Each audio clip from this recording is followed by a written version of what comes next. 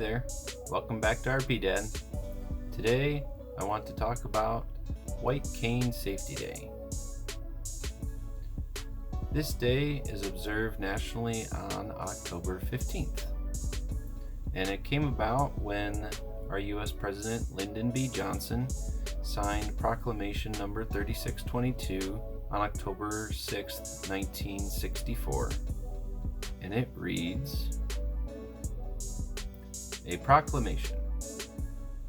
A white cane in our society has become one of the symbols of a blind person's ability to come and go on his own. Its use has promoted courtesy and special consideration for the blind on our streets and highways.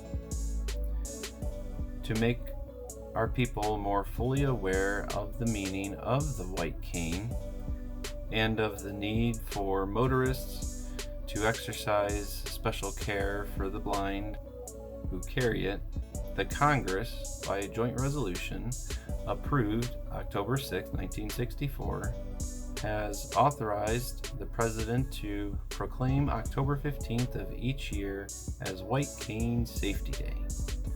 Now, therefore, I, Lyndon B. Johnson, President of the United States of America, do hereby proclaim October 15th, 1964 as White Cane Safety Day.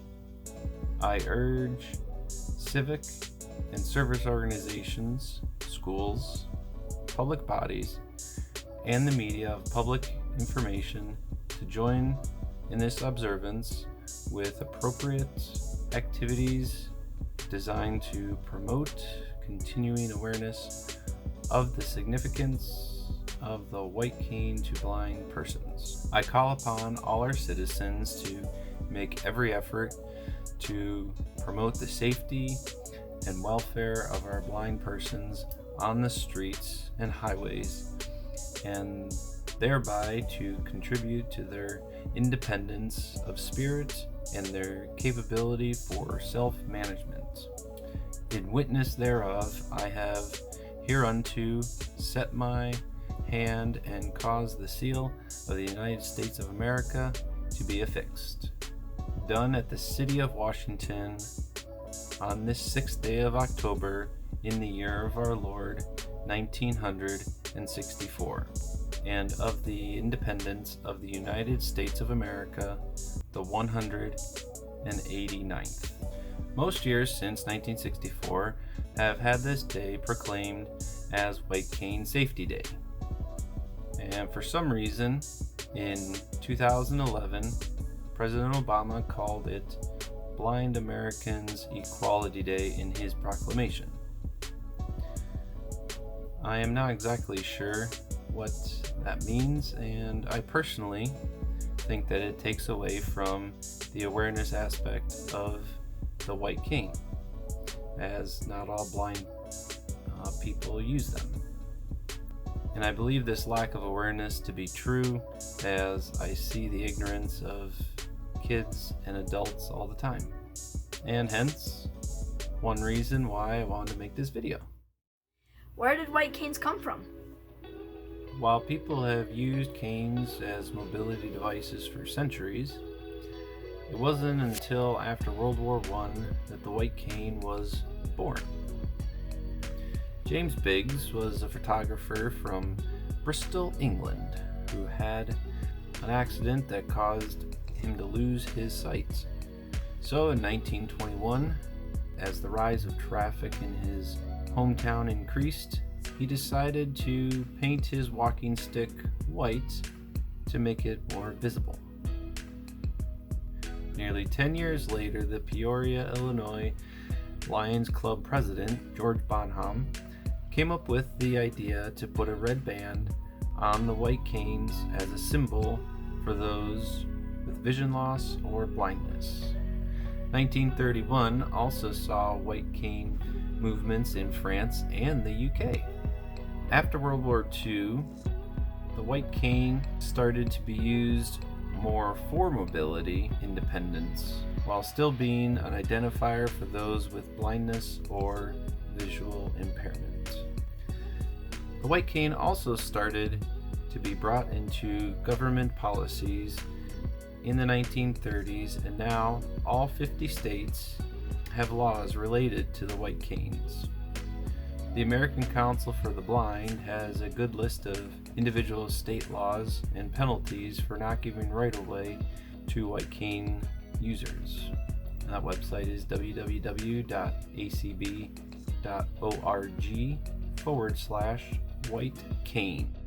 Is there only one type of white cane? Nope. The two basic types are straight and folding, but there are many different variations. I'll probably do another video in the future on those. What is one of the stigmatisms you had about white canes? Well, I thought that you had to be completely blind to use one.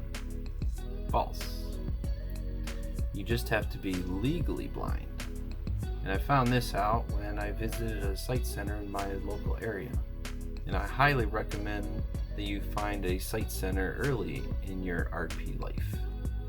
They can help you learn things like using a white cane, cooking, cleaning, and many other things. One thing they helped me with was mobility training, and that involved going to a local mall and showing me how to use the cane in a public setting.